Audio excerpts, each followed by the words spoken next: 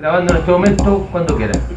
¿Qué instrumento tocaba usted? Yo me inicié tocando guitarra desde bien chico, bien joven. Guitarra, siempre guitarra. Empecé tocando guitarra. Toqué bajo, batería también. Una tumba, o una conga, mejor dicho. Yo hacía segunda guitarra en el grupo. Bajo eléctrico y canto. Cantaba y tocaba tumbadora. Guitarra y cantaba también. Bueno, también guitarra, desde niño. A los 9 años aprendí a tocar guitarra.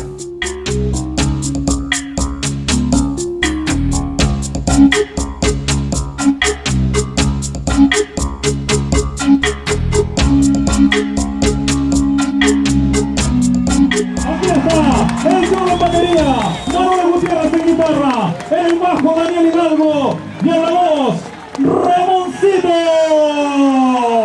¡A gozar, muchachos!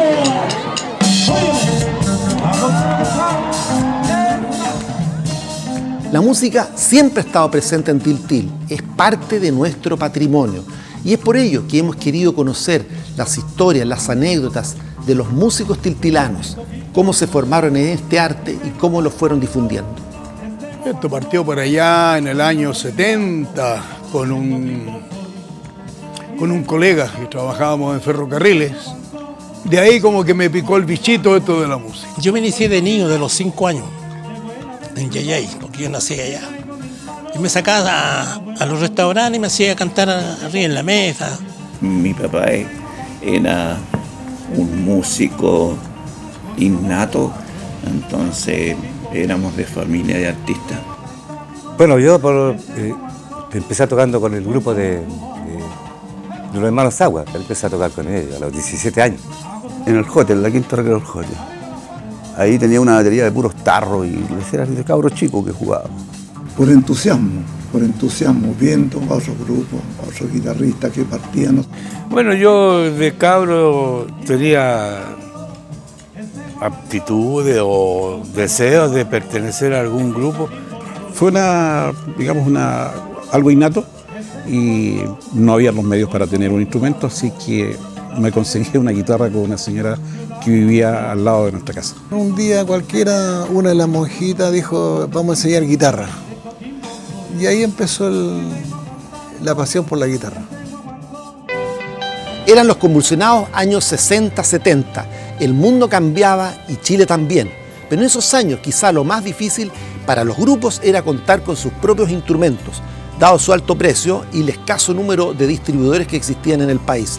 Por ello, contar con estos instrumentos era una verdadera hazaña. Tenían calillalo en las casas de música para poder tener, y malos los equipos en ese tiempo, no como ahora que son espectaculares. Para esa época era caro comprar un instrumento, una guitarra, una batería, un equipo. En ese tiempo se compraba todo al contado. Eran muy pocas las casas comerciales, como la Casa Calvetti y la Casa Amarilla. Era lo que había en la época. En esos años había los equipos a tubo nomás, y lo que marcaba la diferencia eran las marcas. Si se nos quemaba un tubo o algo, tenían que encargarse de Estados Unidos. Me habían prestado la guitarra, les gustaba a todos tocar guitarra, pero nadie tenía guitarra. Yo les decía, para aprender a tocar guitarra tienes que comprarte una guitarra. Pero yo se las prestaba. Era muy difícil poder obtener de un día para otro un equipo de acuerdo a lo que uno necesitaba. A la dificultad de obtener los instrumentos se añadía un nuevo elemento, la movilización. Cómo trasladarse a los distintos lugares de la comuna para llevar el arte musical. Venía más bien a parchar. Y desde Santiago aquí eran 3 horas. Tenía que, tomar el güey en Mapocho, bajarme en Cerro Blanco, tomarme el tren a Polpaico y después hacía la combinación con el tren que venía de allá para acá. Íbamos a tocar a Quillota, Tiltil, Villa Alemana, muy raras veces. Veníamos en las Dánicas, si se acuerdan ustedes, en buses. En los buses. Eran buses, pero eran micro en el fondo, ¿entendés? Entonces había que echar los equipos arriba y ahí también de repente cuando llegamos acá un tubo quebrado. En tren, allá había creo que el tren que pasaba, el Quillotano, que pasaba como a las 8 de la noche por acá. Entonces acarreamos todos los instrumentos con una cantidad de jóvenes que andaban también detrás nuestro y ellos nos ayudaban. Amigos también, amigos músicos de acá nos trasladan también. O a veces los mismos contratantes nos ponían movilización. Y a pesar de las dificultades de distancia y transporte, los músicos de Tiltil siempre se las arreglaban para llegar a los más recónditos lugares. Algunas veces utilizaban el ferrocarril, otras veces micros, autos e incluso camiones. Siempre había alguna forma de llegar a aquel bingo, aquella fiesta, aquella quinta de recreo, llevando su magia y alegría. Se celebraba los onomásticos, los cumpleaños, los velorios, o sea, no había fin de semana que no faltara la tocata. Nosotros partimos tocando, como conversaba, en los malones. Éramos buscados los malones en esos tiempos, que eran los malones los que más figuraban, funcionaban, los centros de madre, ¿no es cierto? Los locales allá que habían normalmente para tocar era la piscina, el sindicato y el rancho de empleados. De la industria de cemento por el país. Rodeo, tocamos harto rodeo también, harto rodeo. El jote, más tocamos fuera, en huertos familiares éramos favoritos, Cerro Blanco, Polpaico, hasta Manuel Rodríguez antiguamente. Habían 5 fondas y las 5 fondas con público y todas con orquesta.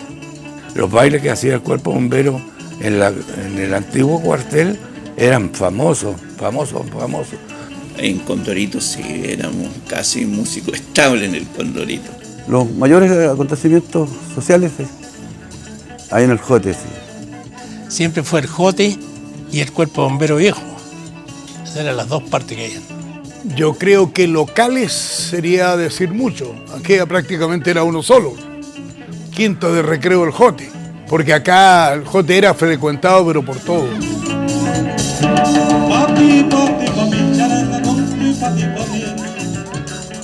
En este oficio de hacer música siempre se producían innumerables anécdotas. La primera guitarra que yo tengo que después de la bulla fue que me la compré en la casa Calvete, que era de plástico. Entonces yo no la podía usar al sol porque el mango se me doblaba y se doblaba la caja, o así que tenía que echarle agua. Como era plástico, le echábamos agüita. Como verán ustedes, todos los músicos se reían. Yo tenía 11 años en esa época. Y apareció un caballero de apellido León. Y me mira así y le dice, bueno, y el cabrito chico le dice, ¿aguantará los 3 días? Hicieron el contrato, tocamos los 3 días y tuvimos 3 días la fonda de bote a bote. Teníamos al lado la Sonora Palacio en nuestra fonda, al frente la Sonora San Francisco, puros lotes grandes. Nosotros estábamos tocando en un año nuevo, y ahí había toque de queda. El alcalde decía 10 minutos más, 1 hora más, y el carabinero no le gustó esa cuestión. Entonces dijo, bueno, para que se termine el baile, lo llevamos preso a la orquesta, igual que la canción, pues. Y a la final fue peor. ¿Por qué? Porque resulta que la gente salió a la calle y empezó a remover el furgón, y ahí adentro del furgón estaban los chiquillos que se habían llevado presos.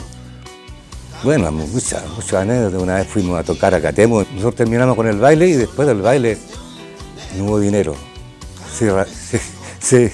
Se arrancó el dueño y quedamos así, ahí. Una de las buenas tallas fue con Manuel Gutiérrez y Daniel Hidalgo. Y Manuel Gutiérrez, por apurón, toma su guitarra y Daniel le pasa el bajo y agarra los dos y lo agarra la corriente. Y empieza, ay, ¿qué tení? La corriente. Y me mandó el rosario. El primer bombo de la batería lo fuimos a buscar a una casa de remolienda Maipú. Y cuando entramos, las niñas creían que éramos clientes y nos metieron a sus piezas. Y vino el caballero que iba a vendernos el bombo, que es el que está todavía. Creo que Hugo Patricio lo rescató para su museo y lo tiene él. El último día de la competencia hubo un cambio en el orden de la presentación y Manuel Gutiérrez tuvo que prestar su colgador de guitarra al participante que estaba antes de él o antes de nosotros. Y al momento de terminar ellos la presentación, este personaje le devuelve el colgador de guitarra, pero así, enrollado. Y Manuel no pudo colocarse el colgador de la guitarra y nosotros ya habíamos salido al escenario. Y esa espera, que fueron 10 segundos, fue eterna. O sea, eso fue, yo creo que influyó en que nosotros no hubiésemos ganado el Festival del Maíz. Pero ese detalle técnico, yo creo que influyó en la decisión final que no pudiéramos lograr el primer lugar. Y pudimos cuadrar en hacer este tema musical que representa, digamos, al trabajo principal que tiene Tiltil, que es la tuna, el tunero. Aquellos que vivieron esa época deben agradecer todo el arte, toda la entrega, toda esa sonoridad que entregaron los músicos de Tiltil. Y las nuevas generaciones deben respetar y seguir con este legado. Lo mejor para un músico es escuchar, escuchar y escuchar música. Y tener esa visión de elegir temas que sean de agrado al público y que realmente hagan bailar, que hagan disfrutar. Aquí hay un porcentaje de muchachos buenos. Hay varios que son capaces de... Pero falta alguien quien los incentive. Falta una persona que realmente los guíe. Se ha perdido eso que nace de adentro del alma, del corazón. Escribir una canción, ya sea a una persona, a una zona, a un producto, lo que sea, eso se ha perdido. Si se dedican a la música, porque hay hartos niños buenos, que se dediquen, que traten de formar algo limpio, que lo hagan, fabuloso sería para que no se pierda la tradición que hubo aquí. Yo siempre he pensado y lo he conversado con muchos de ellos, con Yolito, con Ramón y con muchos, cómo me gustaría con mi hijo y todo, llegar a formar un grupo grande del recuerdo como tanta gente añora, porque hay gente que nos dice momentos pasados fueron excelentes. La música es pasión, la música es talento, pero no es llegar y tocar de un día para otro, porque los cabros que yo les he enseñado, sobre todo ahora, quieren aprender hoy día y estar ya mañana tocando. No, eso no es posible. Tú tienes que dedicarte.